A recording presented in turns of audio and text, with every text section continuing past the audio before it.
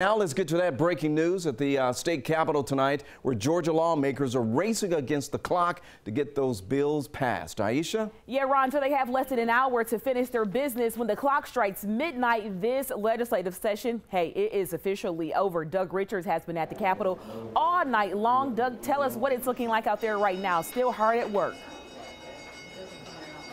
Well, they are still hard at work. It's worth noting that a lot of the important bills have already passed. There's the abortion bill, there's the health care bill, there is the bill to replace the voting machines. All of those bills are already going to the desk of Governor Brian Kemp. And Kemp himself actually made an appearance in the Capitol today. The governor strolled through the Capitol to make appearances before the Senate and the House. He stayed mum on policy, but wanted to thank the lawmakers and the Capitol staff for their work tonight and for their work during the previous 2.5 months of the legislative session. Kemp appeared to avoid contact with demonstrators who had been camped out here at the Capitol for much of the last couple of weeks, critics of the heartbeat abortion bill that squeaked through the legislature late last week. They vowed to turn out of office the lawmakers who voted in favor of the measure. Kemp has promised to sign that heartbeat bill into law. And in the Senate, their day started like this. That is Lieutenant Governor Jeff Duncan, a former professional baseball pitcher.